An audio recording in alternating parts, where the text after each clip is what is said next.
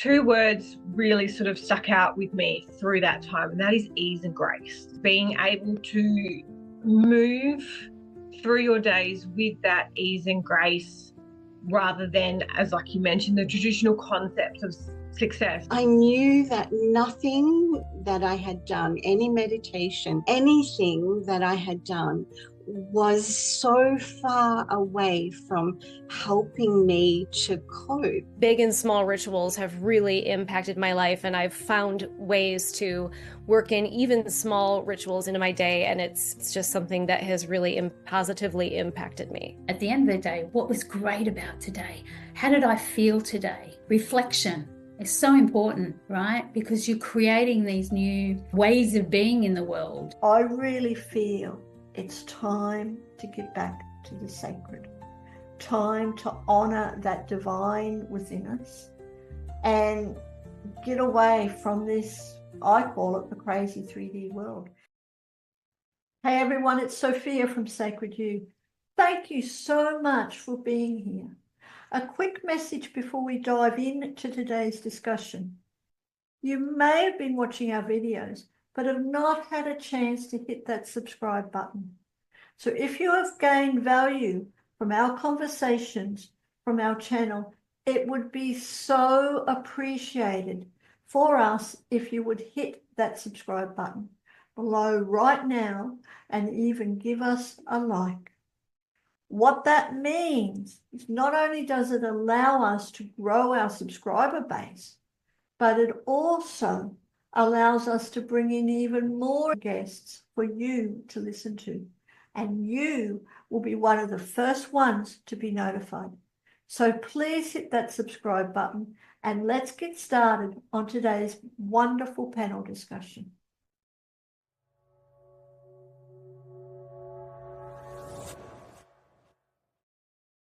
Welcome to today's panel discussion. My name's Sophia from Sacred You, and not only today do we have the honor of hosting our panel discussions, but I'm really excited because I'm facilitating this amazing discussion with these incredible women on the heart of sacred living, connecting to the divine through daily rituals, which is something very special to me, deep within my heart, because I don't know if I'm the only person. I tend to get caught up a little bit in too much in technology and forget about my sacredness.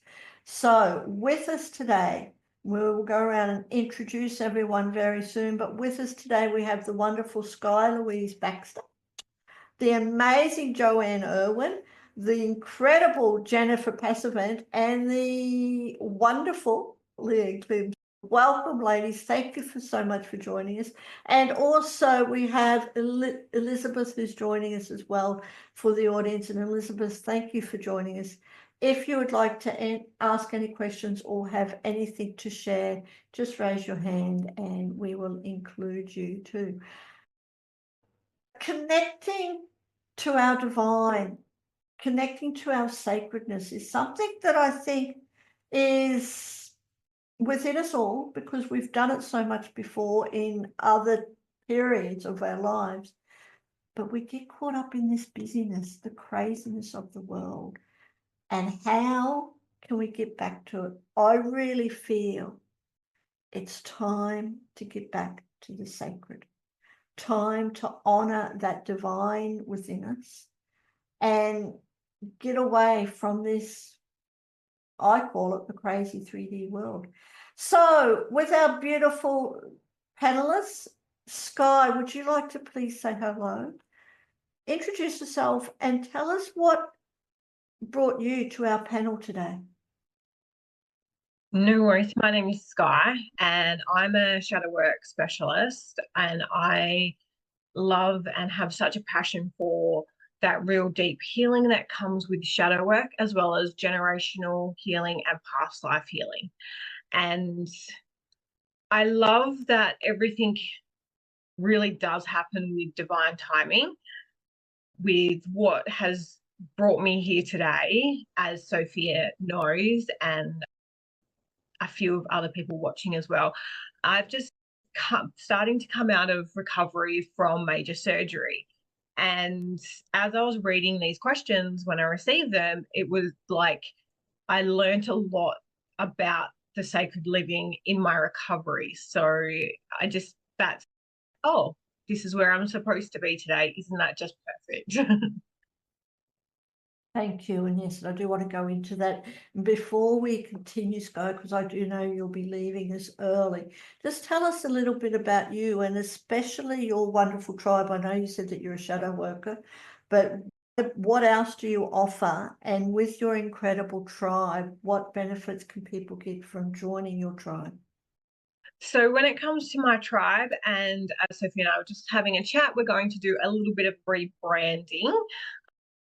But with my tribe, it's just literally all things shadow work, all things inner healing, and a really cool, safe place to have and ask questions and really learn about the parts of us that we have disowned, rejected, and suppressed due to being like, love, and accepted. And some of those parts really come from when, as you said, Sophia, we get really caught up in the busyness. We get really caught up in trying to be and do everything for everyone else. And it is really coming back to who we are as our core essence and what really brings us joy as well. So yeah, just a really cool, fun place to have wicked discussions, learn about shadow work and how we can actually implement it into our day-to-day life so it's not such a massive, scary thing. Thank you. Looking forward to it restarting again and rebranding it. Thank you so much. Jo, what about your beautiful self? Tell us a little bit about you and what brings you to our panel today. Hello everybody. Yes, thanks for having me. Yeah, I'm actually the tribe facilitator of Empowered You, and I love what SKYE's doing because it crosses over into the work that I do in the world. I primarily work with women who are in business and in life struggling with overwhelm, anxiety, all the emotions that we as women go through, and help them navigate in an easier and graceful way so they can be successful. They can live the life they love on purpose. And yeah, so what brought me here was like, I have learned over the last 40 years how to live my life in sacredness. And the word rituals really turns me on because I've learned to live through rituals to transform my own personal well-being and my own personal direction. And that's what I love to teach as well. So thank you for inviting me. Thank you. Looking forward to hearing more. Jennifer, what about you? Would you like to introduce yourself? And again, what brought you to our panel today? Yeah, I am what I refer to as a holistic healer. So I'm an intuitive spiritual life coach. I'm a health and wellness coach, and I'm also an energy healer. So I have my own unique modality that I fondly refer to as channeled alchemical energy healing, because I do channel a seraph angel and the ascended master Kuan Yin, and they come in through my physical body and they work on your chakras and your energy field, and that creates basically an energetic and alchemical transformation when you especially when you combine all those three, because it's mind, body, but that's a mouthful, sorry. But what brought me here today is similar to Joanne, and actually I also want to say to SKYE, I love that you're doing shadow work. I think that's fantastic and that you're helping people with that. It's something that's also means a lot to me, so props to you. And then Joanne mentioned how much ritual had her life, and I can say the same is true, whether it's as expansive as and as detailed as casting a circle and calling in the angels and the whole 9 yards, or as simple as waking up and saying affirmations and saying a prayer. Big and small rituals have really impacted my life, and I've found ways to work in even small rituals into my day, and it's just something that has really positively impacted me. Thank you. Thank you. And I'm looking forward to hearing more about all your rituals too. Thank you. LEEANN, what about you? What do you do in your life and what brought you to us today? Sure, thank you. What I do is my first love for sharing with other people is yoga and yoga nidra. So I every day I'm sharing that with people and doing that with myself. So that could be a beautiful ritual that I use. I did many years of energy training, energy healing training, medical intuitive, and also an art of feminine presence facilitator. So many of those things have enriched my life, and I share those with women that come my way, and I help them to enrich their lives and grow and change and become amazing women for the world and for their life and for their families. And what brought me here today was I really love the topic of this session, and it's very dear to my heart. I think because that divine, that essence that we have is very sacred to me. I feel that from a very young age, I've always been very connected there. So if I find that I move away, it's always pulling me back, and the rituals that I use help me there. And I just love it. So thank you for having me. And thank you for joining us, and thank you everyone for joining us, and looking forward to hearing more about your rituals, Leanne. And before we get started, for everyone who is watching us, do click on the links below and reach out to these amazing women. Take advantage of their offers, which we will hear about at the end, but do connect with them. They have a world of wisdom and expertise. So thank you. All right, let's get started on our wonderful questions and have a really good discussion. Skye, what about you? What does sacred living mean to you, and how does it really differ from traditional concepts in this world where we strive for success and happiness? What does it really mean for you? Sophia, as I mentioned before in my recovery, two words really stuck out with me through that time, and that is ease and grace.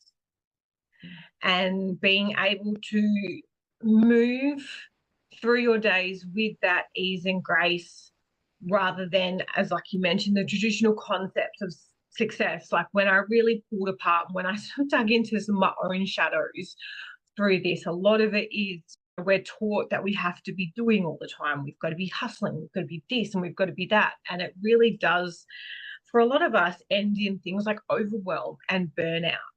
And I really learned by living. So I went through chronic fatigue last year, as well as entering into early menopause at the age of 36. Joys. And one of the things was really taking that step back and moving into sort of ease and grace, and really asking myself, or even asking yourself, is what can I do for me right now? What do I need? Not what I think people think I need, but what is it that I really need? And a lot of that is stillness, slow breath, all of those sort of.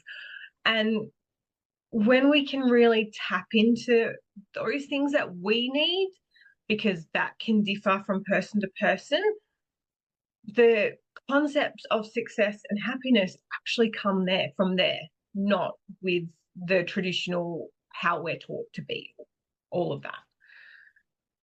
Yeah, that's so very true. We live in a traditional world as such, where we're very much encouraged in a way to get into this 3D matrix, but it's taking us away from our true self.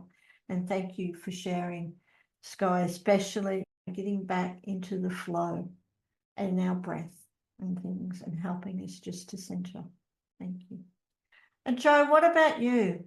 What does sacred living mean for you, and how does it differ to living in this world of success and happiness? Yeah, great question.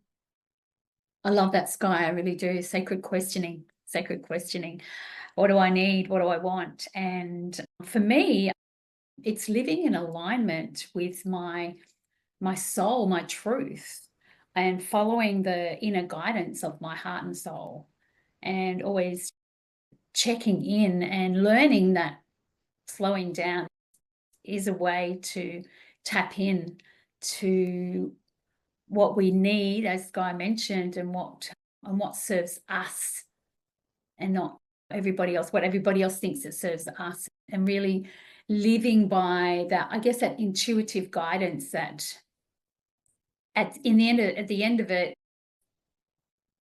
is like it's a magic, because I feel like everything attracts back to you from that place. When we're in the doing, yeah, we cannot even see beyond the thinking mind and what it's telling us that we need to do. And that's where ritual comes in as well, isn't it? Where you need to sit and ask and feel into the body, soul, heart. What does it need? What do I want? What are my next aligned guidance steps? Because often I've been down tangents so many times in my business, in my life, of what wasn't serving me, thinking it was, because everybody else is saying this is how you do business. And I had to come back home to get the answers, because that's where it is. It lives inside of us. We do know. It's just we are so conditioned to look outside of ourselves. So living in unison with what your heart, body, and soul is telling you, in a nutshell. In a nutshell, and I love that. Living in unison with what our body and our heart is telling us. And just allowing that to happen, making it a priority and allowing it to happen. Thank you. Jennifer, for you, what does sacred living mean for you? And I'd love to know, especially from your experience, what are some of the biggest struggles people face when really trying to cultivate more mindfulness in their daily routine? Yeah. Joe, I want to say beautiful nutshell. That was a beautiful nutshell. And I would also, Skye, that was great, the ease and grace. So to answer your first question, for me, it's creating a sense of centered balance, not being too elevated in hyper extreme emotions, whether they be positive emotions or low emotions, keeps you from being polarized and stuck in some form of duality. It really helps you stay centered. And that's where that kind of mindfulness, it puts you back into the here and now, whether it's something as simple as breath work, whether it's lighting a candle and staring at it, whether it's blessing your water or your coffee or your tea. It really brings you back into the center, and it brings you back to a state of balance. And I think right now, that's what a lot of people need. There's a lot of hyperpolarization right now. And you see a lot of people attaching to extremes, whether it's extreme emotions or extreme perspectives. And we've got to bring it back to balance. And I think one of the things that people can do, I think there are a few things, but one is, I think technology actually, you mentioned, Sophia, that technology is your downfall, but it can actually be used to your benefit. So like I set reminders on my phone that go off a few minutes after I wake up that list off, it's not an alarm, but it's a reminder that list off affirmations and prayers. So it's like, all right, there's my reminder. I can't say I've forgotten. That's not an excuse. So I can say my prayers. You start to develop new habits and new rituals when you can use reminders, post-it notes. I have post-it notes on my mirrors that have empowering questions. So I go in and wash my face. Okay, there it is. I can't miss it. I can see so I think there are little tricks that people can use to remind themselves, yes, I need to find a state of sacredness. I need to take a breath. I need to take a moment, because it's really easy for people to get lost in the hustle and bustle. That's really easy. No, I hope I answered your question. You did. You answered the questions and some more, which is really great. Good. Really, I'm really looking forward to this conversation and thing, and getting into how we can really bring back that sacredness within our lives. So thank you. LEEANN, for you, what does sacredness mean for you? What does sacredness mean for you in today's world of striving for success? It's lovely to hear everyone's comments and to be able to sit and take that in, and then really to be able to also ponder, what is it that is my sacredness? And for me, I feel that I would love to share it like this, that my sacredness is about being the best version that I can be, with the warts and all, how they say, the warts and all. And it's like being very conscious of the energy that I carry, the energy that I share. How am I showing up energetically for myself and for other people around me? Because that, I know that has a huge flow-on effect. And I've been able to observe that so deeply. And the sacredness for me is healing and changing and growing and absorbing all of that beautiful inner wisdom that always comes when when I'm struggling. There's an inner sacredness, an inner wisdom that always arises.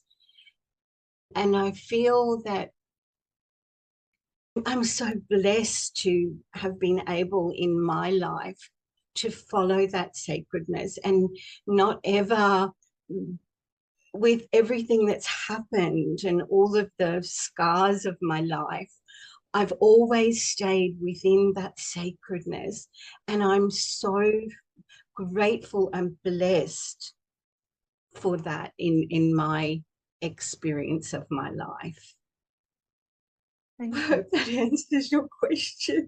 It not only answers it, Leanne, it, like, I don't know about for everyone else who is with us and watching. I've just absorbed that and I can tune into your energy.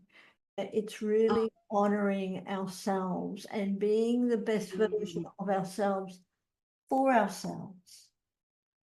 And not worrying about everything else that's going on around us. So thank you. And I just like to honor you and also honor everyone else who is here for being the best versions of ourselves. So thank you. Thank you so very much. And Skye, I'd love to come back to you and let's get a little bit personal if we can with everyone. Now, for you in your situation, you're a mum. You're an entrepreneur, plus you have a job, you live in this 3D world. What are some struggles that you've had in trying to really cultivate that sacredness in your life, and what rituals have you used to really bring you back into that centeredness? Of course. Yes, definitely personal. As you said, like, I am a mum. I have 2 boys. My youngest just turned 9 and my eldest is about to turn 11.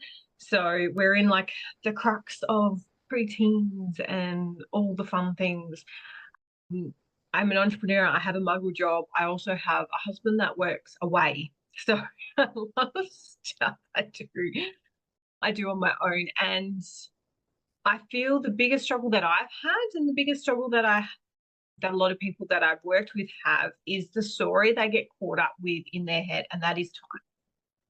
I don't have time. I've got to do this. I've got to do that.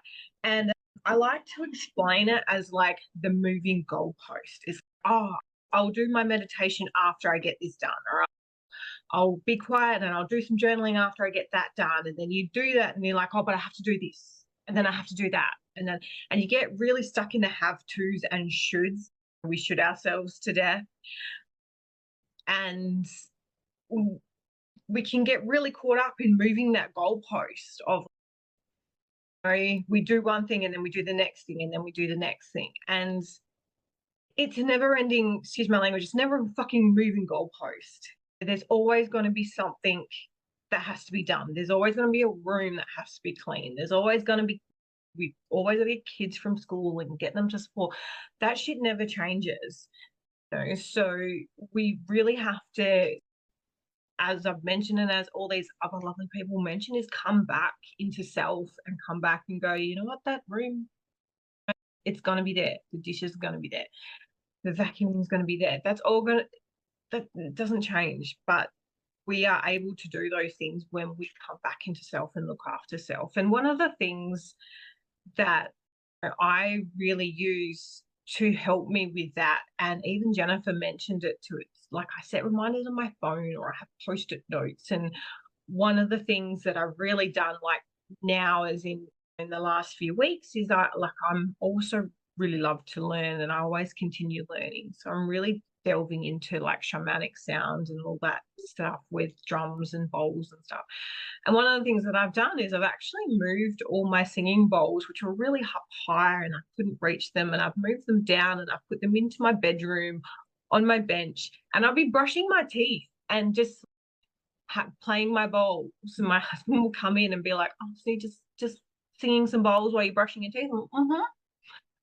I just really felt called to activate my sacral chakra at the moment, and walk past them and just have that space to get to know these beautiful tools. And I have my nice new meditation cushion, which is really good for my hips after my hysterectomy. I have that out, and if I'm really starting to feel that overwhelm or that really constricting, and I'm like, I'm just going to go sit down for a few minutes. And I find having these things out, because I'm a very visual person, that really helps to sort of habit stack those beautiful rituals and stuff into my days. Thank you so very much for that. And I can just imagine you and starting up a movement as such is cleaning your teeth whilst playing this new instrument, whether it's singing bowls or drumming or whatever it is. Thank you for that, SKYE, for sharing that visual. Jo, what about you? How do you bring back your sacredness in your life with everything that you've got on as well? Yeah, I'm really relating here big time, because I have a few businesses, also have a family, and I also have grandchildren and a house and all the things, and I love to live life full. So for me, I have learned that having a plan, like I created a personal planner for my clients because I thought it was so important to have something to follow. And I also love the reminders that we can use instead of excuses to keep us going. And this was the idea behind this personal power plan, because it was all about the things I needed to do for me first. My first thing in the morning, the routine. I've learned through creating habits, good habits, how to put myself first in the morning and have a ritual that I follow. And there's not very many days that it doesn't happen. And if it doesn't, it happens at some point during the day. So putting myself first always, before I can say yes to anything else. So having this guide, I call it a guide that you can reflect back to. It's even got a journaling section on it. It's got everything that we need to bring us back home into ourselves throughout the day. What am I doing? And then at the end of the day, what was great about today? How did I feel today? Reflection is so important, right? Because you're creating these new ways of being in the world. And I don't know if Joe Dispenza's work and those really recreating those neural pathways to retrain ourselves to do the things that are going to make the most difference in our life. So for me, it's become, I was a single mum of 4 as well, so I know what you're talking about, SKYE. And it had to happen because I wasn't going to show up and be the impactful mother I wanted to be unless I looked after myself first. So having practices and cultivating those rituals into my daily life has been really one big power move, I should say, for coming home to self and being able to do all the things, because I can put it on my planner. I'll do that then, I'll do that then. And if it doesn't happen, it doesn't happen. But I don't overload it. I give myself permission to only do three most important things a day. The 3 most important things in business and in personal. And often there's 7 personal and then, you know, the 3. And then if you have the capacity, you do the others that are waiting over there. It's a bit like, you know, what Skye was talking about. The room can wait and things can, because I can be more effective in that place, because you're coming back to presence. You're being present in everything you do. So did that answer? I went off on a tangent then. Oh, you didn't. You answered As I do. it was fine. Thank you ever so much. And it really is all about being present as much as we can in this world. And if I can share just at this moment, it might be a good segue. Thank you, Jo, for coming in, that I'd just like to share for everyone. This is something that helps me come back to present. Right, is when, and this is a quote from Wayne Dyer in his Change Your Thoughts, Change Your Life, which is based on the Tao Te Ching, which is a fabulous book, if anyone wants to read it, to help us to bring back our sacredness, because that to me is what it's all about. And the quote is, as you relax your hold on the idea of yourself as the life you are living, all the busyness, and seek to acquaint yourself with the limitless creative energy that's a part of you. That's the presence that you were talking about, Jo, and the breathing and everything else. All the time and energy that we require will appear. And for me, it's really true. I've experienced that. I may not live it all the time, which is why I love this quote, and I keep looking at it, is that when we let go of the doingness and come back to presence, magic happens. So thank you. Jennifer, what about you? In your life, what are some of the struggles that you've had to overcome? And you shared some of your wonderful techniques and tips and rituals that you've done. But how have you overcome your struggles in getting back to your sacredness? Mm-hmm. Well, I will say, and this is a nod to Skye, my shadow work and going through those things was the best thing that ever could have happened to me. It's like, it sucks to go through it. A dark night of the soul is no fun, and I don't recommend it. But at the same time, when you come out the other end, it's literally like shedding weights. And then you can, it's like you just have to go through it. But what got me through it was actually the time it was Neville Goddard, which is similar to the Joe Dispenza and the Wayne Dyer teachings, but he was much earlier. So he predated them. And it was very much, you know, getting back to sacredness by remembering our own inner divinity, and like this too shall pass, but you can use your own inner divinity and your own inner divine spark to use your thoughts and your visualizations to heal your subconscious mind, heal your emotions, but also manifest your reality. And when I was deep in a state of depression and anxiety, I knew, my conscious self knew that I was shedding this. It wasn't me. So I was able to be, instead of, I could be in the world, but not of it. I wasn't blinded by the illusion of this was who I am. It was more like I was releasing it, but so I had to feel it to release it, right? So that helped. But the other thing that really got me through, like I said, was following these Neville Goddard practices of doing visualizations, practicing putting myself in a certain emotional state. And then more recently, I've understood the importance of doing things that help the nervous system, not only because everybody's gone through trauma, literally everyone, big trauma, little trauma. And you start to notice it not just in the way that you process your emotions, but also the way you carry your body. Some people, like me, I tend to roll my shoulders forward, and it's like a protective mechanism. And so I've learned some really good practices that are in and of themselves very meditative, where you put a smile on your face to tell the brain to produce positive emotions, and you rock decide that's vestibular motion, which tells the limbic system to which the amygdala is attached. And the amygdala is where the trauma is stored, right? And so it just tells the amygdala, like you're rocking a baby, you're safe, you're secure, you're supported. And then you hum and you take deep breaths, and that massages the vagus nerve.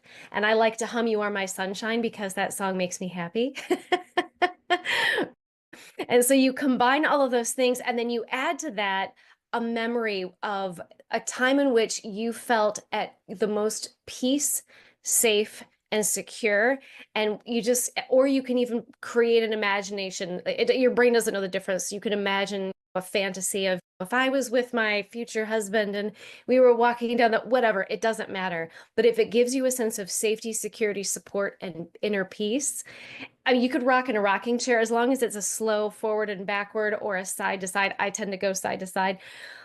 It has literally changed my life. And that's one of my new favorite rituals. And it's something that I've been teaching people because it's really incredible, but it helps with the bringing yourself back to center, bringing yourself back to peace. And then to talk about what Skye and Joe mentioned, looking for the times when I'm focused on the getting things done and then stopping and going, wait, the world will in fact still continue spinning if those things don't get done. Yes. That I have to get done. The Yes. other things I can let go. I'm gonna focus on. Then I can focus on. Like, you have to stop yourself, stop the go and be like, oh, wait, I see what I'm doing here. I'm gonna relax and I'm gonna just get these things done. Those can wait. It's fine. The world will keep spinning. So that's my mantra: is the world will still spin if this doesn't get done. I love that. I love that, Jennifer. Thank you so very much. Yeah, I'm sorry. I kind of went on a bit of a trauma tangent, but Oh, thank you. And I love it. I really love it. And yes, the world will keep spinning no matter what we're doing. And I love your tips of rocking. It's so very powerful. And I will come back to LEEANN very soon, but before, just go back to SKYE very quickly before you leave, SKYE. Is there anything else that you would like to share? Any other tips that has really helped you come back to your sacredness? I really feel like obviously all these other amazing panelists have just, like, they have pretty much said everything that, you know, I would have said or have done. I will come back to one of the questions that you had written, and that was the use of technology. And as Jennifer said, it's like setting the reminders. But on top of that, there are so many really cool apps that are tailored for mindfulness and meditation and journaling and all the things. So we can really use, you know, that use of technology in ways that is going to support us, because it's not going anywhere essentially. So we might as well use it to our advantage. And instead of doom scrolling on social media or escaping, we can still use that technology base to put on some frequency music and just come back and listen to a guided meditation, or put into some journaling. If some, like, I have my notes open because when I'm driving, I get the really coolest downloads. I stop and I write them all down so I don't forget them. And so really using that to our advantage is really useful. Thank you. Thank you. No worries. Thank you for taking the time out. And again, for everyone who is listening, connect with SKYE. She does amazing things on shadow work, releasing all that stuff that we've got inside of us. Thank you, SKYE. Thank you for joining. No worries. And LEEANN, what about your beautiful self? In your experience, would you like to share anything that you've been able to overcome, any obstacles in your life that you've been caught up in this world? And what are some rituals that have helped you to bring you back to your sacredness? Sure. What I'd like to share is I went through a period of incredible grief. When I was younger, I lost my baby twins, and I thought then at that time that was like a major grief process that I navigated through in my life. And then a little later on, I had another experience where my dad, the boss that I was working for, and my partner all left. My dad and my boss died in the same week. My partner decided not to be with me and go through that because of his unresolved matters. And I went, my whole life just changed within a week. And I went, wow, how I'm needing to navigate this and stay with my sacredness. And the grief that I experienced and the journey of that with my baby twins was like, I took it as a gift and a blessing to be able, for me to be able to hold myself in my sacredness. And the second time that it happened, I knew that nothing that I had done, any meditation, anything that I had done was so far away from helping me to cope. And I'll share the little quote by Rumi. Says, to go through the eye of the needle, you must put your head down. You must take off your head and place it down. So that to me was the story to that, is when you're going through the eye of the needle, when everything is so squashed and squished in your life, you take off your head and you put your head. Nothing that I knew helped me. Absolutely nothing in that huge grief. So I resorted to going back to myself. What do I need? How do I do this? And that was the only thing that I got. The messages, they all come. All of the intuitive messages came for me, all of my guidance. And I lay on the floor for about 3 weeks every day, processing the grief through my psoas muscle.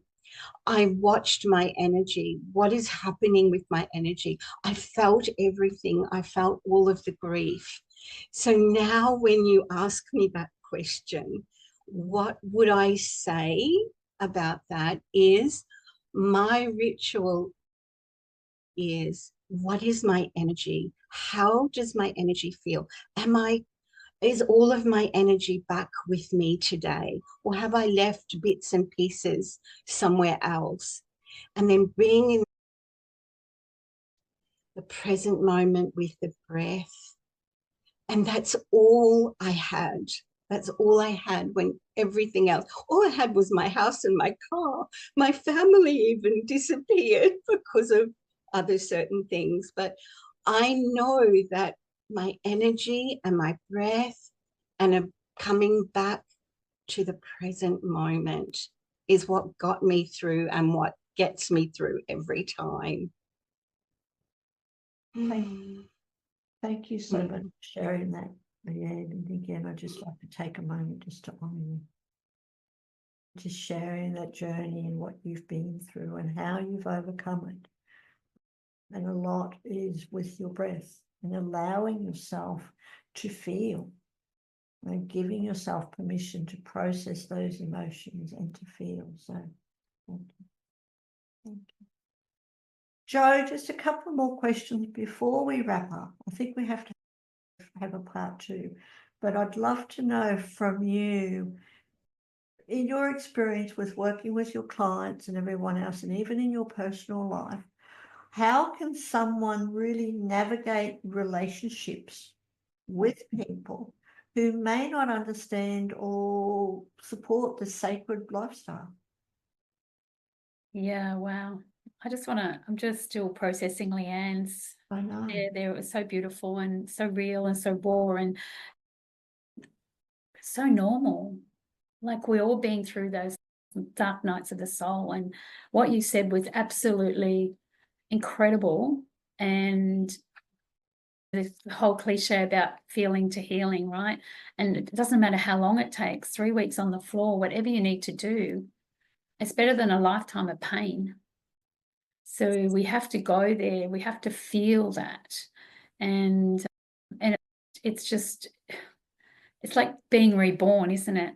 It's like when we go there, and it is scary. I think Jennifer mentioned that it's so fearful, and Sophia knows I've been traveling through of late last 4 months actually of dark night of the soul, and it's about navigating, isn't it, the best way we can, and using all the tools that we have to help us, to support us, asking for help, which is very foreign for a lot of women, and really being held in that sacred space, because our soul knows it's for the best.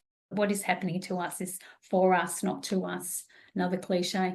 But yeah, thank you for that. And the question was about, if someone is living with others or just in relationships, oh, we navigate our life. Navigate. Yeah, I just mentioned navigating. It is about navigating, isn't it? It's about honoring where they are at in their journey and really allowing that to unfold for them the best way that they know how.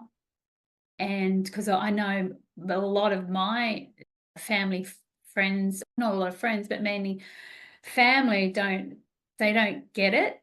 They don't understand the work that I do in the world, but they're fascinated, and in a way they're being affected by that energetically, because we're all energy. So how I show up around them is going to ripple out and support that process.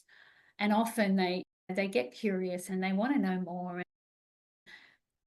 And it's actually happening beautifully at the moment with my daughters and the work I've been doing with others, and they're like really curious about it. And I'm open. I don't hide it. I used to hide it thinking, oh, they're going to think I'm weird. I tell them all now, and this is this and this and this, because it gives them a glimpse into my life, my background, my healing journey. And I think that's really important, because I don't want them to be living the programmed, my program life through them. I'm not saying this correctly. The generational trauma that I went through, I want them to be able to not even go through that, but also be able to navigate what's coming up for them when it comes up for them through my teaching of what's happening for me. So sharing is a really powerful way to sharing authentically, to show that anything is possible if you're open to receive and do the work. Even if you're not ready to do the work, you're doing the work by just being open to hear, listen, yes, learn, and feel, and just respect each other's journey and honoring that. There's times I want to jump in and save my kids, but you can't. No, we can't. You're like, oh, okay, thank you. Do you know the theory? Yeah, we know the theory, and thank you so much, Jo. And it really is. It's honoring and it's respecting and it's being authentic. Yeah, and allowing other people to share their things too. When we share ours, when we're being authentic and getting rid of the stuff that we've gone through, it allows other people. So yeah, 100%. Before we go on to Jennifer, if you could just say, Jo, just very quickly, because we are wrapping up very soon, any offers that you have that you would like to share? Oh, yes, I would love to offer our sacred community my personal power planner, a powerful way for you to show up for you every day as a guide to go back to whenever you feel like you're losing, our human selves are taking over. And also join my Facebook group, where I show up and do weekly lives and on different topics around what we're all going through. This week it's around people pleasing, and yeah, so 2 things. Thank you. We will be putting all those links in the comments. So thank you. And again, thank you, Jo, for showing up here. You're welcome. Thank you. Jennifer, what about you? Before we wrap up, I'd love to know from you, in your experience, what role does forgiveness play, whether it's forgiveness for ourselves or for others, play in living a sacred life? And do you have any offers that you would like to share? I'll start with the forgiveness bit first. It's integral because forgiveness, I think a lot of people misunderstand what it is, and they think that it means that you're saying, oh, I'm now okay with what that person did. And that is not what forgiveness is. Forgiveness is saying, I'm going to let go of my frustration, my resentment, my anger, my pain that was caused by what you did to me. I'm going to let it go because I don't deserve to allow myself to continue feeling these things. I deserve better. So I'm going to be at peace. I'm choosing peace. What you did is not okay, but I'm going to move on now. And that's hugely important in the healing process and in the ascension process. As you mentioned, forgiving ourselves. We're really good at kicking our own asses, but it's just so important that we go, I messed up. Yeah, that was really dumb, or I really shouldn't have done that. But now I know. And that was a learning opportunity. It was meant to happen because now I can move forward and be a better person. And so I think those are two ways that you can incorporate forgiveness, both for others and yourself. But it really is an important part of the ascension process. And ascension is sacred. Forgiveness in and of itself is a sacred act. Oh, and what am I offering? That was the other thing. Sorry. So I offer my sessions, so intuitive spiritual life coaching, which is not a cold psychic reading. It's very conversational.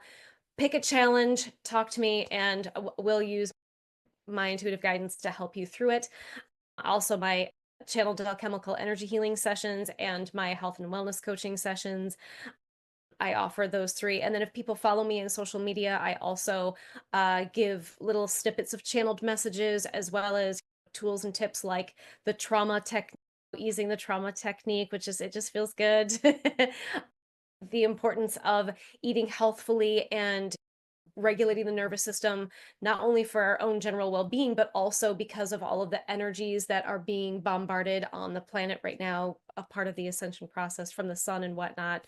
Those are the things that I'm really focusing on right now in terms of my social media. So if people follow me, they can get that. I'm going to shut up now and let Leanna. Thank you, Jennifer, and please do come back for part 2 so that you don't have to shut up. But thank you. And again, we'll be putting all your links down in the comments. So for everyone who's watching, please reach out to Jennifer. And Leanne, before we say farewell, I'd love to know again, in your experience, or do you have any advice, I guess I'd say, on how we can inspire the younger generation to really embrace sacred living, especially in this digital world? And do you have any offers as well? Sure. I think to inspire younger generations is to be the way shower, to show up and show them as the example, and maybe share the story somehow. Maybe some people would like to write about it. Maybe some people would like to write a book or an article, or encourage. I think just encouraging the people around you, we all have young people around us, is to support them and show up for them. And like, I have a little granddaughter who's just 4 weeks old. I'm so there for her. So I'm going to inspire her. That is, but I will also honor her process, her life, her sacredness, and her beauty in that journey as well. And as an offer, I would love to offer a recorded yoga nidra healing session. And I would also love to offer a medical intuitive card reading. So that is 2 little offers I would love to put out there. And thank you so much. It's been so delightful and sacred being here today. Thank you. And we will be putting all your links in the comments, and thank you for your offers, and thank everyone. Before we say farewell, Elizabeth, would you like to add anything, or do you have any questions for these amazing women who have just shared an hour of their time sharing their wisdom? Thank you. And thank you, Sophie. It's been absolutely fascinating because so many of your paths I've crossed, obviously, at some time in my life. And if I was going to offer anyone, I would suggest that one of the tools I found most useful, which any practitioner can add to their thing, is the labyrinth. The labyrinth has been around since the Bronze Age, and it has always been a symbol of man's aspirations for spiritual enlightenment. And as a nurse, I've gone through the anatomy and physiology of what happens, because it's a kinesthetic meditation. So any of you can have a look for the labyrinth. The Australian Labyrinth Network has got a page on research that I put together. And what you've all offered fits so well into the same genre as the labyrinth. And in May of this year, there's a worldwide labyrinth walk for peace, where people throughout the world will be walking a labyrinth for world peace. And you're all welcome to join that. Thank you, Elizabeth. Thank you so much for sharing that. And it's very true. You know, walking a labyrinth is certainly a wonderful sacred ritual that we can experience. So thank you so much for sharing that. And again, thank you everyone for joining us. For everyone who is watching, click on the links below. Use these tips, these techniques, these shared experiences to help you to regain the sacredness, or to live a sacred life in this world of technology and busyness, in inverted commas, to bring us back to our center and our divine selves. So thank you.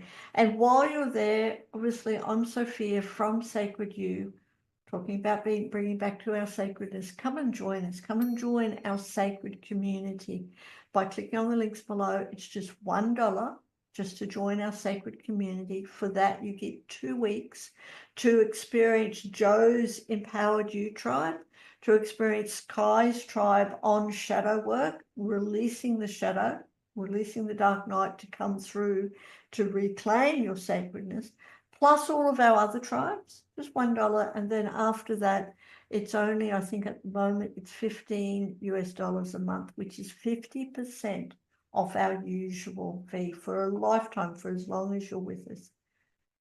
Come and reclaim your sacredness. Join us at Sacred You, sacredyou.love, and come back to a place where you belong. Thank you ever so much for joining us today. Joe, Jennifer, Leanne, and Elizabeth. It's been a wonder. I've really enjoyed it. Thank you. Thank you. you.